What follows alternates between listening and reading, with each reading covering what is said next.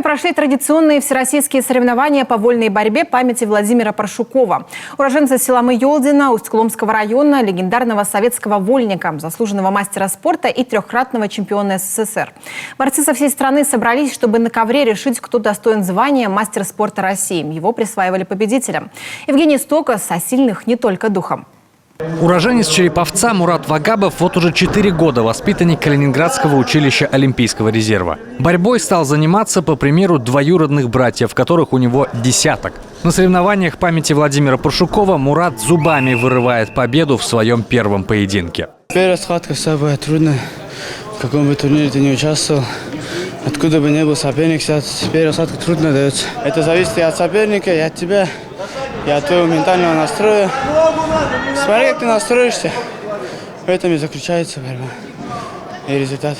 Действительно, в таком контактном спорте бьются скорее волевыми качествами, умами и техникой. А биться здесь есть за что. Победа в своей категории позволяет получить звание мастера спорта России. Очень серьезный турнир. В данный момент вот собрались один победитель первенства мира Санкт-Петербурга, несколько человек победителей и призеры первенства Европы среди юношей. Очень серьезный состав. Хорошая очень команда Калининград, особенно Санкт-Петербург, Москва.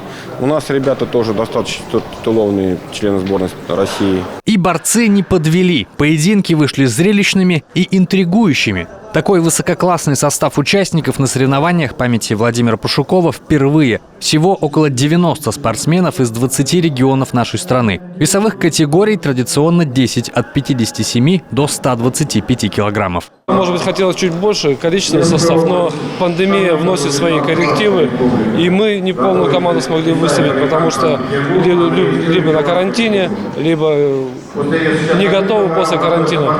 Поэтому вот объективно такие причины есть. Тем не менее, даже в неполном составе наша команда показала достойный результат. Сергей Пушкин завоевал золото в категории до 74 килограммов, 2 серебра взяли Максим Забнин и Илья Юдинцев, еще 7 спортсменов из Коми забрали бронзу. Следующие соревнования, где примут участие не только наши юноши, но и девушки, пройдут в Брянске. Евгений Стокос, Виктория Денисова, Иван Богомолов, Юрган.